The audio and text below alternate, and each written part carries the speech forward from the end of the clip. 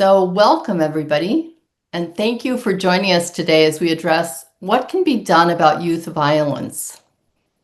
This presentation is sponsored by the League of Women Voters of Washtenaw County, and I'm Maggie Bayless, a member of the League's Juvenile Justice and Justice for All Advocacy Team.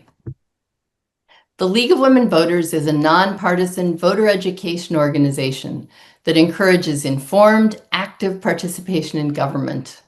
We believe that voting is a fundamental citizen right that must be guaranteed. While the League does not support candidates or political parties, we do take positions on issues we've studied. Our programs do not necessarily represent these positions, but provide forums to increase understanding of public policy issues. Today's program is being recorded and it will be posted on the League's website. Our speakers today are Marc Zimmerman and Kate Taelman from the University of Michigan.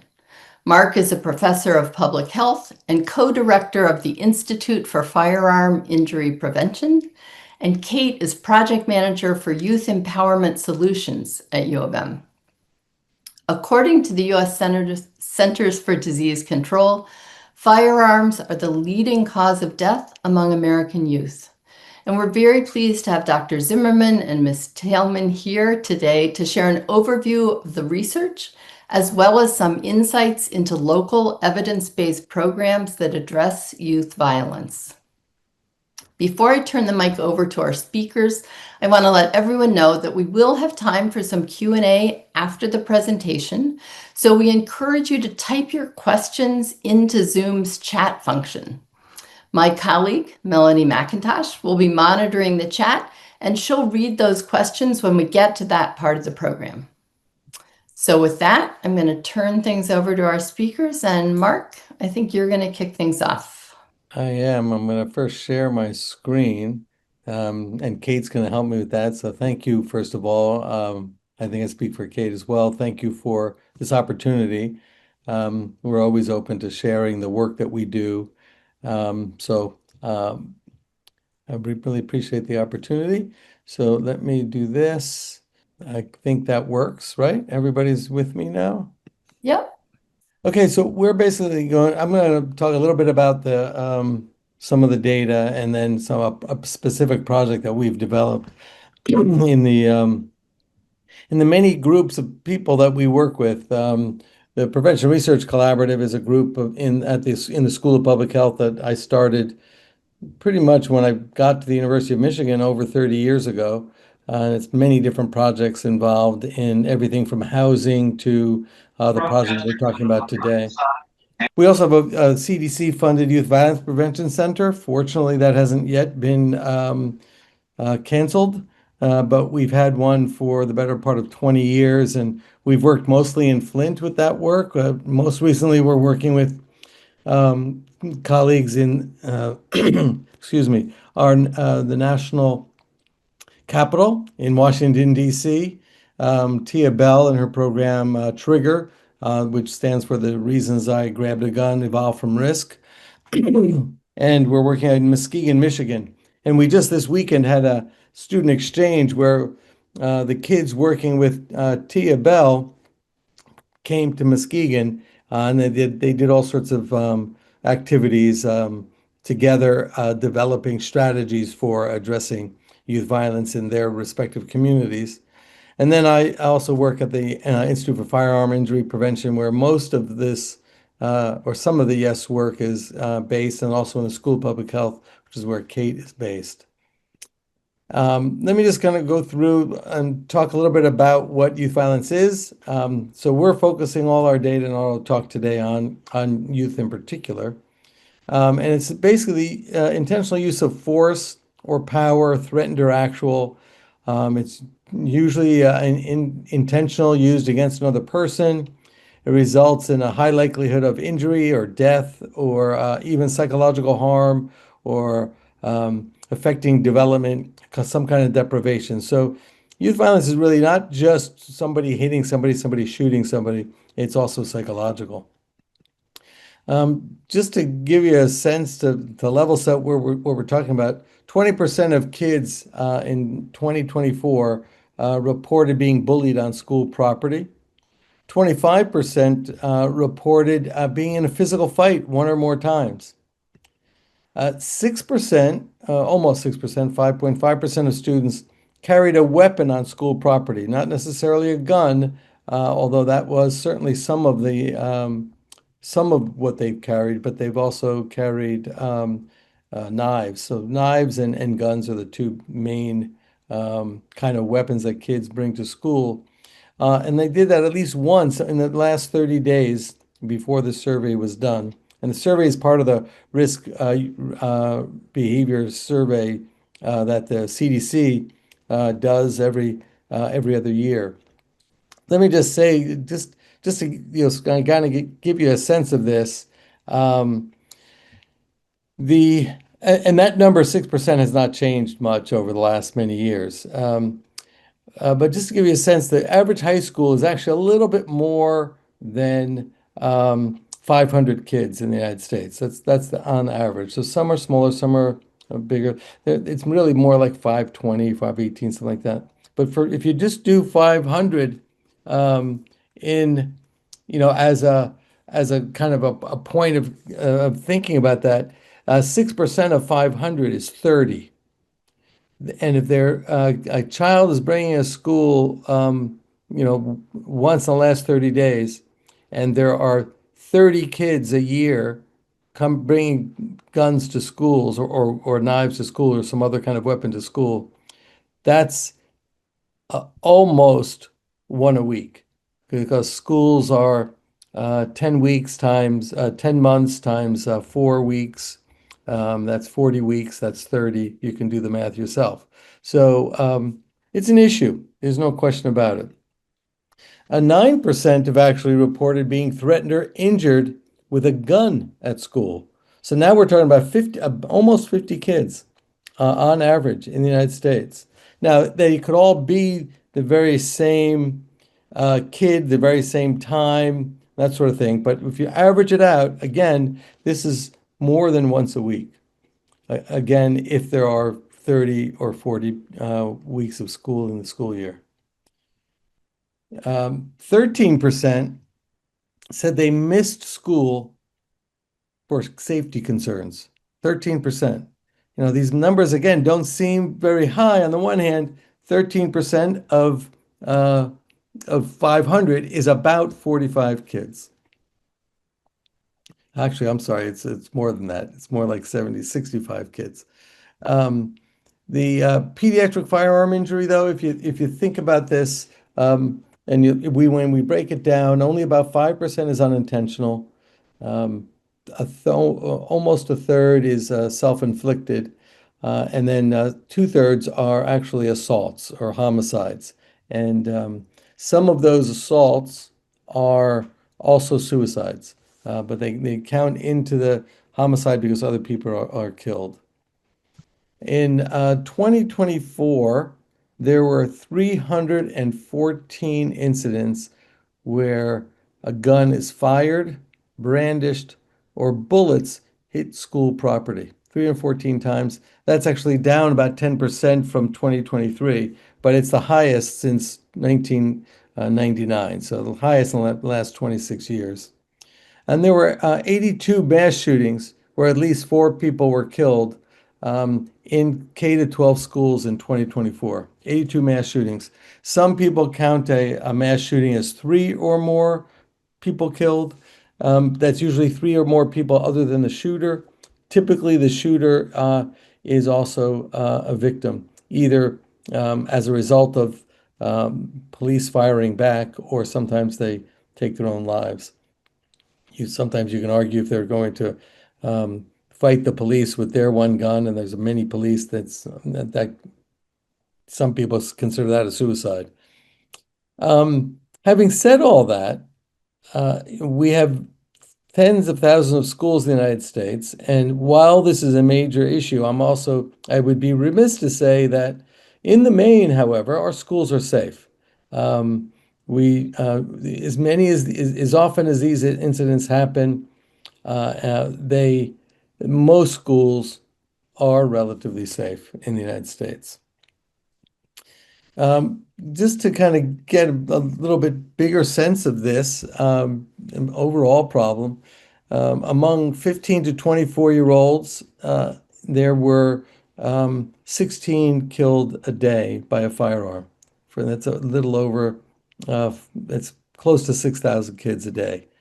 I'm sorry, a year. For 1 to 17-year-olds, it's 7 per day. So it's a significant issue again that we want to think about. It's the leading cause of death of all youth aged 10 to 24 years old. I think that's something else that we want to pay attention to because if it's number one, we don't want to. We want to make it. We want to change that. Obviously, it's preventable, and we know that there are strategies that we can use to help reduce the number of firearm deaths in general. For some reason, oh, there we go. African American kids are 15 times more likely to die of suicide than their white counterparts. So there is significant health disparities here. Notably, most of the mass shootings, in fact, I think all of the mass shootings that have occurred are mostly in suburban schools. Not sure what that says, except to say that we don't hear about the one-off shootings where one person is shot. What makes the headlines is when 3, 4 people are shot or there's a mass shooting in a school, and those tend to be predominantly white and suburban schools. Just to give you a sense of the national issue, this is all ages. In 2017, the number of people who were killed in a motor vehicle crash actually became less than the number of people who were killed by firearms. Said another way, in 2017, more people died by firearms than car crashes. And that's a statistics that many people are surprised to hear. And we've done a great job with cars. These data from 1989, but if you go all the way back to 1950s when we didn't really have seat belts and all of the things that we've done for cars to get us down to this level, everything from training programs for kids and graduated licensure to airbags to seat belts to better tires and lighting and all sorts of policies in place. We've been really successful in reducing the number of motor vehicle crash deaths. I believe we could do the same thing with firearms, and we have to do the same thing with firearms, given all the things I'm talking about. Again, overall, this is the x-axis is age, 0 to 4, 10 to 14. You could see where I've circled the peak is happening around 20 to 24. Just to give you a sense of the colors, the top line is all fatality from firearms. The black line is homicide, and the red line is suicide. A couple of interesting facts about that, at least what I think are interesting facts. One, you can see the black line, the homicide line, really jumps from 10 to 14 to in that decade from 10 to 14 to 20 to 24. It's notable that the human brain isn't really fully developed until about 24. So our children are using guns to solve problems, partly because they don't have the complete all their neurons are not firing and they're not necessarily thinking correctly. So sometimes when you say, what was that adolescent thinking? The answer is they probably weren't because they don't necessarily have the full capacity. Their frontal lobe hasn't completely developed. And so they're using things that are the easiest to solve problems. That's one hypothesis. Notably, and of course it tails off as you age, but notably, suicide doesn't get quite as high during that same period of time, levels off for quite a long time, and then as we age, that line, that is the red line, is going up. So suicide is much more of a mostly male, an older male, and many of them are veterans issue. So you can see just from this simple graph that there are not always the same kinds of solutions depending on the age, but we're focusing on the younger ages here. You can also see on incidents for um, age of shooter are younger people. So clearly, between the developmental issues and also the worlds that they're living in, we have to do a better job at the end. I mean, people talk about youth violence is what's wrong with our youth, what's wrong with our youth, and I always say the adults create the world that the kids are living in. So this is our responsibility. Why are kids grabbing guns to solve problems, basically? Why are they doing this? What's going on? So I'm going to end with a quick quote here. If it's not a health issue, I hope people dying from it. This was former Surgeon General David Hatcher. So I've been working in youth violence for the better part of my career. In the early part of my career, people kept asking me, what does this have to do with public health? Why is this public? This isn't a health problem. And I think the Surgeon General captured it well. We talk about there's about 50,000 people who die of die of firearms every year, and over 100,000 who are injured. One of the things that I've been getting more and more interested in is the sequelae that happens to those people who are attached to those 150,000 people injured or killed by a firearm. And there's lots of issues and lots of work that we've done to look at that. There was a researcher at the University of Washington University in St. Louis. He looked at it, an analysis, and he basically estimated that in our networks, everybody, almost everybody in the United States, 98.6% or something like that, have somebody in their network who's been killed or injured by a firearm. And if you start just asking your friends these questions, you'll be surprised at what you learn. And acquaintances, it's people in their network, not just their closest friends. So what are we doing about it? This is where I'm going to hand over the mic to Kate, and she's going to tell you about a particular program we did called Youth Empowerment Solutions. And before I do that, I must give you a quick story. Many years ago, the CDC put out a call for proposals for community change around to address youth violence. So they didn't want to do a youth skill building program, and they ended up telling us that they almost didn't fund us, but they ended up funding us because what we did is what we decided, we said, let's get kids to be a part of the solution instead of the focus of the problem. And so we created this curriculum for middle school kids. We picked middle school because this was, as you saw that graph, the 10 to 14. This is where the peak starts happening. We wanted to start at the very beginning of that peak. So, and they have some wherewithal with their cognitive development to be able to do some work, and you'll be surprised to see some of the things that they've done. So we created a curriculum that the kids designed to make the kids kind of be social change agents in their community, and we called it Youth Empowerment Solutions. And before I hand it over to Kate, I just want to tell you that this symbol here, this logo that we use, that looks kind of like a power pose or maybe an upside down peace symbol, was designed by the kids in the first cohort of our project, which we started in Genesee County and around the Flint areas. So with that, Kate, I will hand it over to you, and I'll go to the next slide for you. Okay.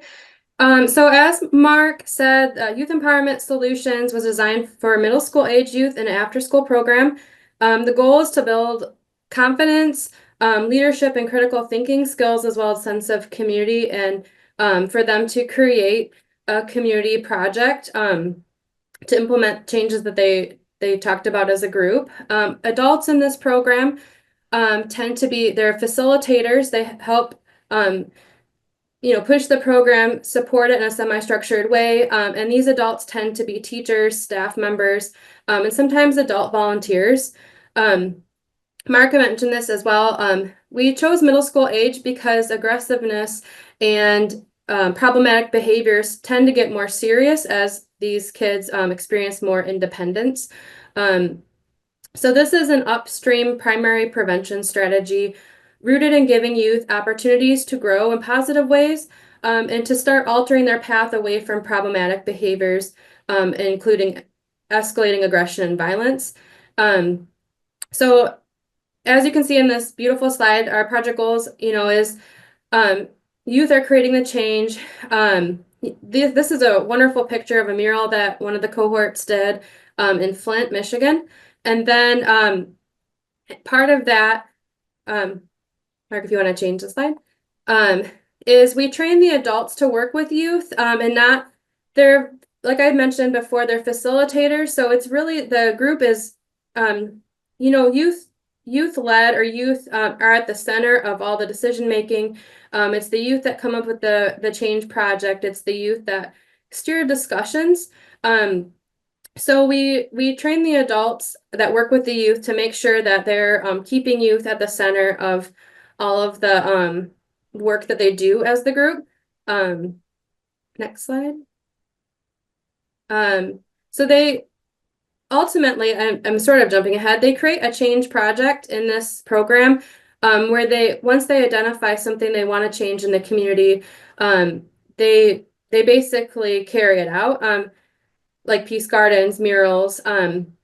So the curriculum is designed to make youth feel better about themselves by building self-confidence, self-esteem. It helps them think critically about their community, and the types of resources they need to move their ideas into action. So like when we see these pictures of murals and gardens, they have to plan out that project and, what are we planting? Can it grow here? How much paint do we need? Do we have a space for this? And part of it includes getting adult buy-in and adult support. And so this program helps them better understand how teamwork and adult support can help make these changes. And then ultimately, through all of these learning experiences, they implement their ideas. So the curriculum is designed to create context for youth to become empowered to be change agents, and move towards a path of positive development and away from problem behaviors like escalating violence and aggression. And the next couple of slides are more pictures of all of that, if you want to change the slide. So activities in the curriculum include team building skills. It also is like project management, like what resources we need, where do we find these resources. They have many opportunities to practice using voice by doing project proposals. And even in the curriculum, there's social context issues that they can talk about, the things that their community faces, and what they think about it. So they're practicing their voice throughout the program, which is incredibly important. As well as, supports writing, reading, and all the skills that we need to carry out projects. And like I mentioned, team building, before they start building gardens, they're in the curriculum, they're building, towers, doing the human pretzel, they're doing icebreakers. So they're connecting as a group, and connectedness is something that, I was a former teacher, so connectedness is something that kids desperately need, especially with everything seeming to go online for kids, ways to connect in person with each other. Next slide.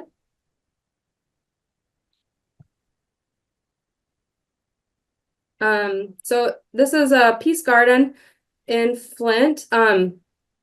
So they do community projects. This one's the peace garden. Previously shown was the mural. We've had students do create Thanksgiving dinners for their community, hygiene closets, beautifying their school. I mean, you think about it, they've probably come up with a project that has to do with that. Next slide. I mentioned earlier that the ethnic identity and pride, in the Youth Empowerment Solutions curriculums, there's lots of opportunity for students to explore ethnic identity and pride, and really learn about different things and express themselves. One of the activities in the original curriculum has to do with masks and identity, and one of the other curriculums is self-portrait. So it's really learning more about yourself and your community, and then how you express that. Next slide. And like I mentioned, working with adults, the adults are facilitators. And yes, we really want youth to be the center of this. So for adults, it's really easy for us to jump in and tell kids, this is how it's going to be, or this is what we want to do. But in youth empowerment solutions, we make them the solution to the community issue that they care about. And they drive the change instead of what we think. And it's really great because it builds, a solid foundation of what they believe and that they can make change and they don't have to rely on us to do that. And then next slide, Mark, and I'm going to hand it back to you. Oh, I'm sorry. I jumped ahead. So the curriculum is based on 6 units. Groups meet weekly or bi-weekly for an hour, hour and a half at a time, depending on the session. Unit 1 is Youth as Leaders. Unit 2 is Learning about our community. Unit 3 is Change and Improving our community. Unit 4 is Building Intergenerational Partnership. Unit 5, Preparation, Planning for Change. And Unit 6 is Action and Reflection. We also have a guide to help facilitators implement the program. And then we have an additional guide for adult neighborhood advocates to work with youth to make sure that they're keeping youth, again, at the center. Next slide. And then pass it back to you, Mark. Yeah, no, this is me.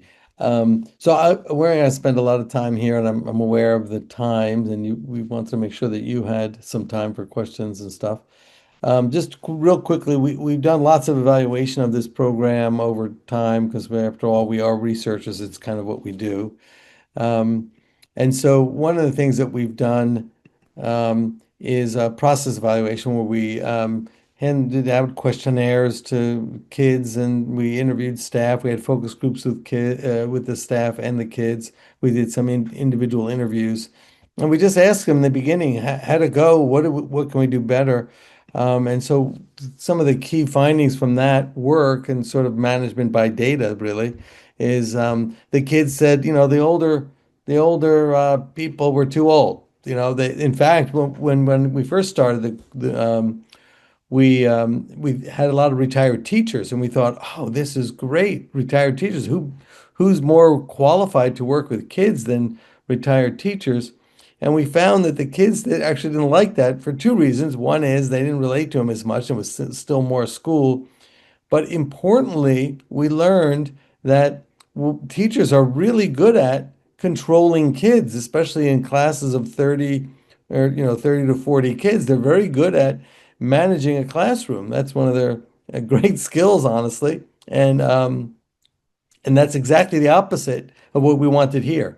As Kate said, we wanted the teachers to be facilitators, not controllers. And so the kids noticed that. They even complained about it. They said, some of them came in, they had their idea, and they just tried to get us to do it. We thought it was all about us. So we were working in Flint. We hired some U of M Flint undergrads, and that was a home run.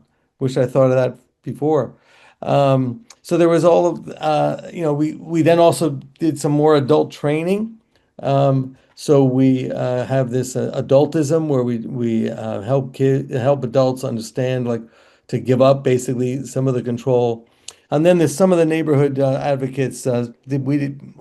We were so focused on the curriculum, and the kids and the teachers that the neighborhood advocates, we didn't give as much help to. So we made sure that we paid attention to them over time.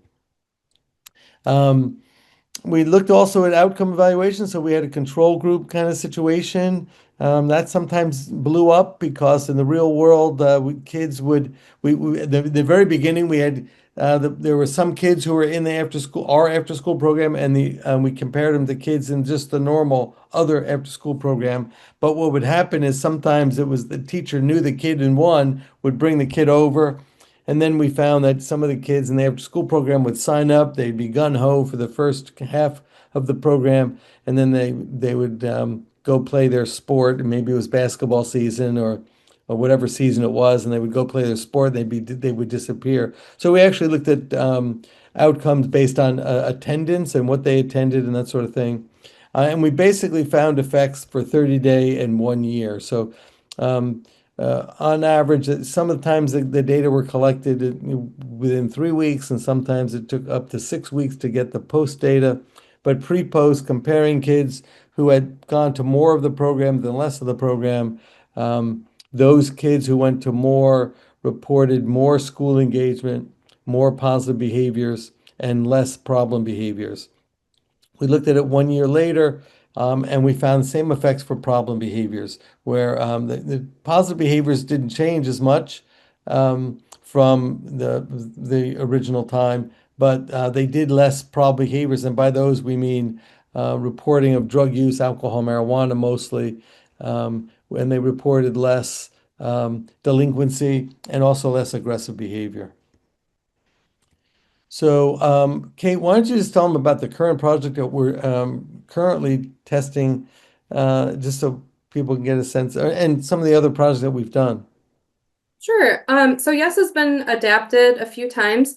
There's one on healthy relationships, which is dating violence.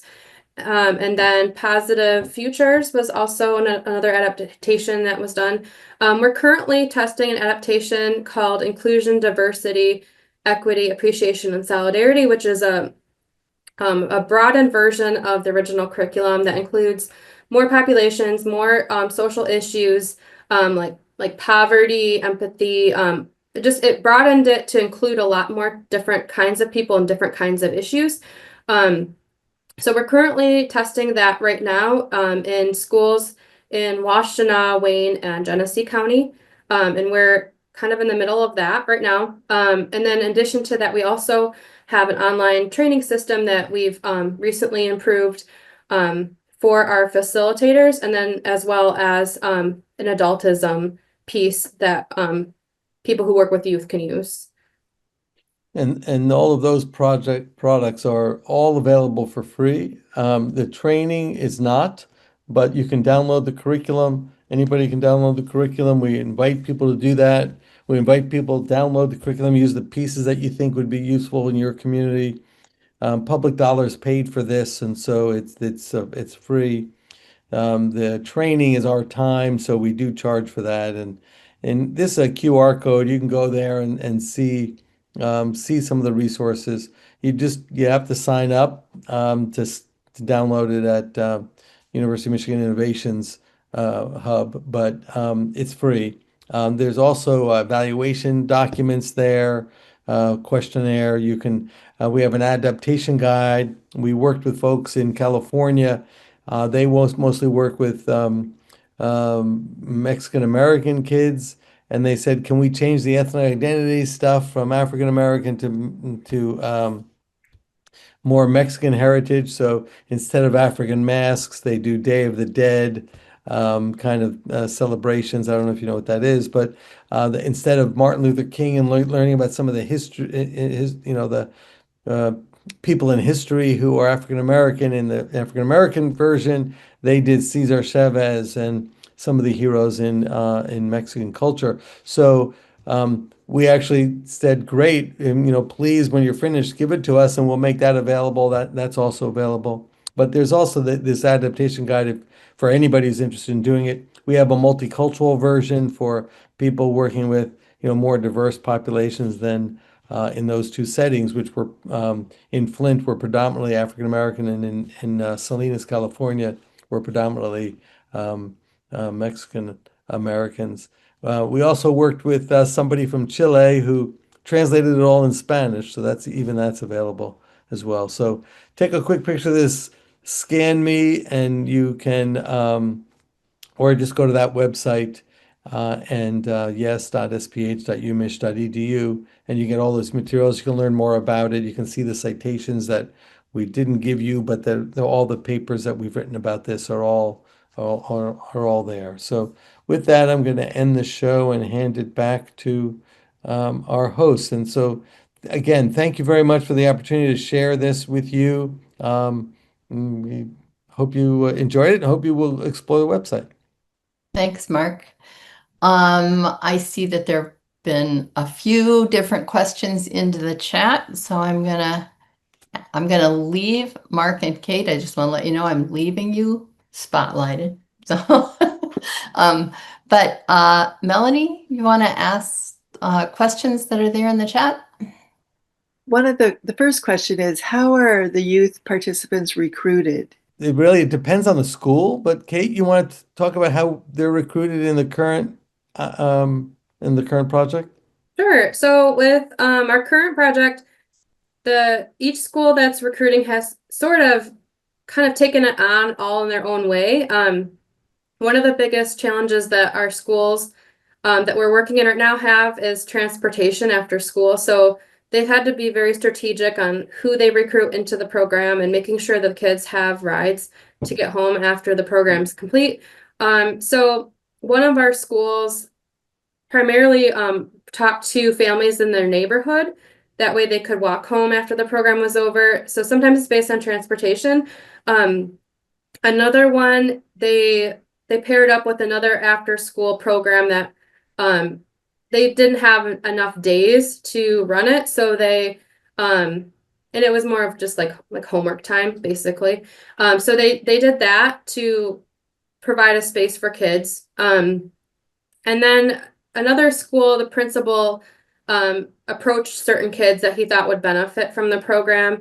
And that was similar to what our school in Westland did too, where she approached kids that she thought, needed this connection and needed to kind of become guided a little bit in some of the things that they were doing. So a way to help them individually. So it's kind of every school right now has kind of approached it in their own unique way, but transportation seems to be one of the big issues that the schools are facing. We also it's important to know that we need about 10 kids. So we asked the schools to try to recruit at least 10 kids in the program. That way there can be two groups of 5 and they work together, and some of the team building things, they work within their team. Sometimes in the beginning they work across. They start the whole thing with deciding how to behave. So they come up with rules of engagement with each other, and then they hold each other responsible for that. And we put it on, we typically, not always, but we often put it on newsprint, and then that's up every time they meet. So if somebody acts out or something happens, they become the arbiters of each other's behavior. That seems to work pretty well. So, but the recruitment is, yeah, every school kind of does it differently. Some just say we have an after school program. We'll just ask what kids want to be involved here. One year, some of the kids who kind of graduated said, "Can we come back?" And then they helped us recruit. And then sometimes the kids, we ask the kids who've gone through it to tell their friends about it for the next year or for the next semester and that sort of thing. So, but it is pretty much individual, well, what works in a school. Do you find that most of the kids stay once they're recruited and participating? I don't know if it'd be most, because as I said, they come and go. I mean, sometimes it's always the active kids, right? We really try to not just get the good kids, right? I mean, by good kids, all kids are good.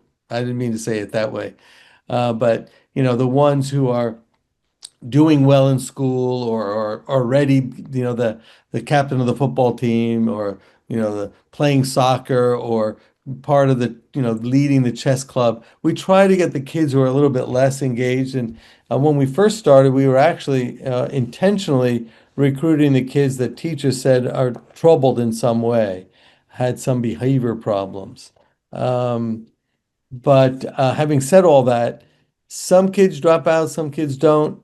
But the feedback we get from the kids, I mean, they vote by their feet, and unless if they don't have something else to do, like a sport, at least in the beginning, and I'm going to let Kate answer this as well, the kids stay involved, because the whole idea, one of the things when we created this curriculum is we intentionally said this can't be more school. This has to be something fun and more adult learning, where they're learning by doing and not necessarily being lectured to. So so we're trying to make it engaging in that way. Kate, you want to talk a little bit about it? You've been observing the most recent ones. So like Mark said, it's school sports. That seems to impact the program attendance. They'll have kids that will come, and then as soon as basketball, or like one of our groups recently, track just started. So she's had to adjust some of her planning to accommodate some of the kids because they are active in the group and the kids still want to be involved. So this particular teacher, she's actually a support staff member in the school. The kids that are in track will come talk to her at lunch, so they're still engaged, just not in a traditional way, that they're coming after school. They're just checking to see how the community project is going, or what they can do during lunch, basically, is what she's been experiencing. And I think one of the other things that we do really well with Yes is the kids have roles in the group. So they fill out like an application, like I want to be president, I want to be secretary, or I want to take the attendance for the group. And the kids have to have a speech in front of their group and say, hey, I think I would make a great president because these reasons. And I've been able to watch that because I go observe our groups, and something our curriculum has like scripted questions, to get kids talking, but one of the things that we don't have is the conversations that come out of that. And one group, after they did their speeches, they started piecing it together, and they said, oh, do we have to really pitch ourselves when we try to get a job? Like, middle schoolers are talking about this, and the teacher's like, yes, you have to be able to talk about all your great qualities, and you really have to like do that. And so it became a conversation of like future orientation instead of just the group, just the project. And these jobs, for the kids that are interested in that does keep them coming back because they have a job once they're there. It's not just passive involvement, they're actively engaged. And it's, for me, I get to see it. So I really enjoy it, but. Yeah, I mean, so some of the activities, which we didn't go into a lot of the details, but some are like we have a photo voice project where they go out, they take pictures. There's a structure around that. They come back, and we give them assignments like take a picture of where it's safe, take a picture where you feel less safe, and then have them come back and talk about it. And we talk about the ethics. You don't take a picture of people doing something illegal. And if you take a picture of a person, you have to ask their permission. So a lot of times they'll like take a picture of a park, and then they'll say, I don't feel safe here. Especially as it gets darker because whatever. Maybe they'll take a picture of their house and say, I feel really safe in my house because my family is loving and that sort of thing. So that they sort of take these things, metaphorically in some ways too. But it's that active actions that they're taking, and all in service to them developing a project. And if you go to the website, there's lots of little mini videos about kids talking about what they've done. One talks about a basketball court they did in the back of their school. Others about plantings they've done in front of their school. And then they own it and they feel proud about it, and it clearly comes out in the way they talk about it. So for them in the main, it seems to be an engaging program for that kids do mostly stay out, unless again sports is the biggest thing that they might skip out on. Okay, let me read another question. There are a number of youth-focused led initiatives addressing youth in Washtenaw County who are more vulnerable to violence. Sorry, I didn't read that very well. How do we connect with you and funding sources? Funding sources. Well, Kate, you want to just talk about that? I'll come back and talk about funding sources, but you want to? So partnering with schools, I think to do it well, you have to acknowledge what they're doing, because they're doing a lot. And when I talk with our teachers and our principals, I always, right off the bat, acknowledge like school is a living thing. Like they might have the greatest plans, but if something happens in their community, they kind of have to address things as they come. So it's always in any kind of community work, you always say, your community better than I do. I can help you, I can give you tools, I can provide support. But ultimately, acknowledging what they're really doing and how much work they're doing.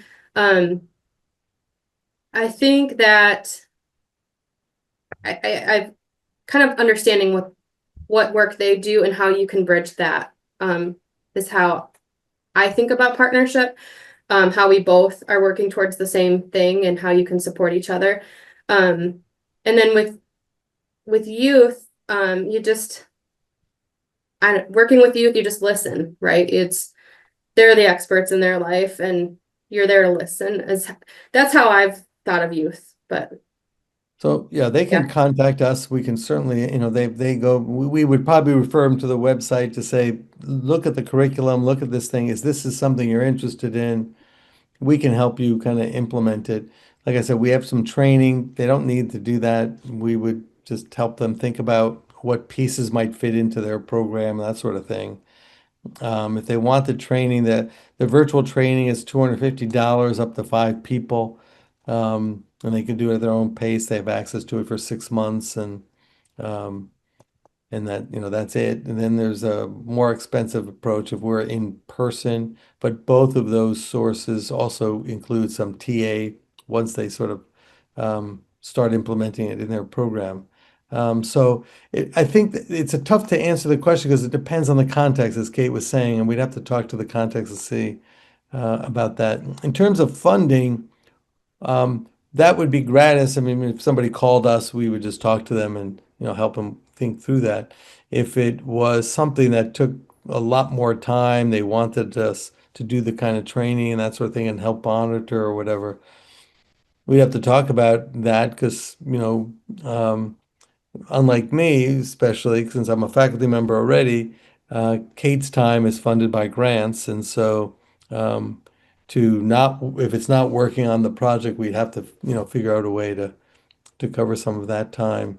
In terms of other kinds of funding for a program to get funding to implement this, that too is a different kind of question. But there are sources. There's, we as researchers, we're expensive because research is expensive to do, to collect the data, all the things that we do, and I won't go into all those details. But to actually implement the program isn't very expensive. They could actually what we have found, for example, when the kids kind of go in to buy the plants, and the owners see like, what are all you kids doing here buying plants? What's going on? So the kids would explain it, and they would donate the flowers. They didn't even charge us for the flowers, and it was like pallets full of flowers. But they were just so excited about what was kind of going on. So the materials could cost something. You need a ladder if you're going to do a mural. But maybe there's people who volunteer their ladders. The paint costs money, but you don't have to always use the most expensive paints, obviously. So it really kind of depends. And then it's the staffing of the person to teach the class and depending how much you pay them. So community foundations, maybe other kind of local foundations, maybe even the school district would say, we have an after-school program and we have it already, canned, and we don't really use any particular thing other than helping kids with their homework. Why don't we do this instead or in addition? So there's all sorts of ways to actually fund the program, but to fund us is a little bit different story. And we'd be open to talking to people about helping them kind of write those little mini proposals. Which schools in Washtenaw County have participants? We are in Ypsilanti Community Middle School. Just In that Washtenaw. one. We tend not to work in in Washtenaw County, partly because, there's everybody works here because it's easy, it's convenient, it's close. Flint is a little bit, you have to drive an hour. So, and there's less, the University of Michigan is not based there. So ironically, we tend not to work in our home. Oh, another question. How does the YES program impact firearm violence in youth? You said a little bit about That's a fair question. We don't look at firearm outcomes specifically because even though all that data I presented, even though it's still a relatively rare thing, most kids could get access to firearms, but don't. Most kids don't shoot people or threaten people, but clearly, as I showed you in the data, some do. So the way we have framed this is the precursors to violence, to firearm violence specifically, are the kinds of things that we are trying to focus on.